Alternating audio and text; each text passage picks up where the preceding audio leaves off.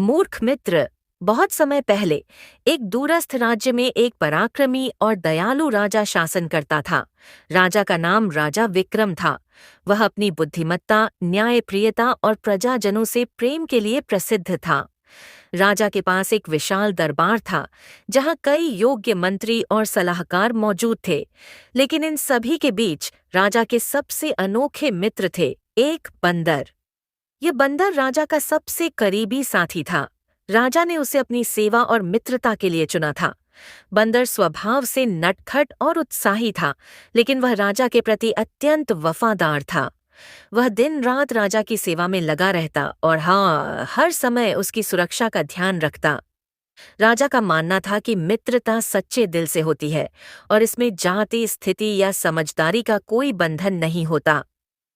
बंदर का नाम बुद्धू था और उसे राजा की सेवा करने में गर्व महसूस होता था। जब राजा भोजन करते तो बुद्धू उनके आसपास मंडराती मक्खियों को भगाता। जब राजा आराम करते तो बुद्धू उनके लिए पंखा झलता। राजा ने बुद्धू की मेहनत और लगन देखकर उसे अपना विशेष सहायक बना लिया। राजा के मंत्रियों और सलाहकारों को यह बात अजीब लगती थी। वे आपस में चर्चा करते, राजा ने एक बंदर को इतना महत्व क्यों दे रखा है? क्या यह मूर्ख जानवर राजा की मदद कर पाएगा? लेकिन राजा उनकी बातों पर ध्यान नहीं देता। वह हमेशा कहता, मित्रता का रिश्ता समझदारी से नहीं, विश्वास और स्नेह से बनता है। राजा का विश्राम और मक्खी की परेशानी। एक दिन राजा अपने महल के शयन कक्ष में आराम कर रहे थे।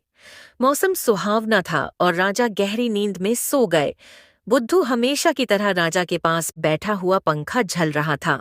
कमरे का माहौल शांत था, लेकिन तभी एक मक्खी कमरे में आ गई। मक्खी बार बार राजा के चेहरे पर बैठने लगी। बुद्धू ने उसे भगाने की कोशिश की, लेकिन मक्खी हर बार लौट आती। बंदर को यह देख गुस्सा आने लगा। उसने सोचा, राजा मेरे सबसे प्रिय मित्र हैं, मैं कैसे देख सकता हूँ कि यह मक्खी उन्हें परेशान करे।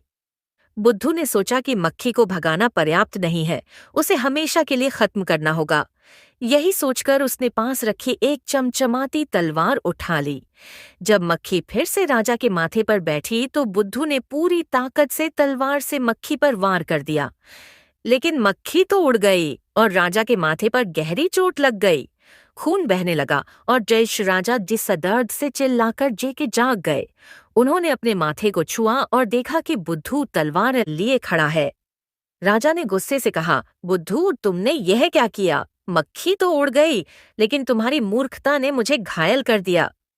बुद्धू अपनी गलती पर बहुत शर्मिंदा हुआ और माफी मांगने लगा।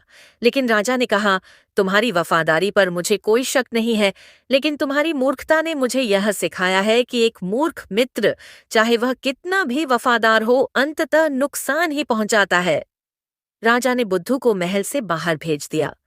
उसने अपने दरबारियों को यह घटना सुनाई और कहा, हमेशा यह ध्यान रखें कि एक समझदार दुश्मन मूर्ख मित्र से बेहतर होता है।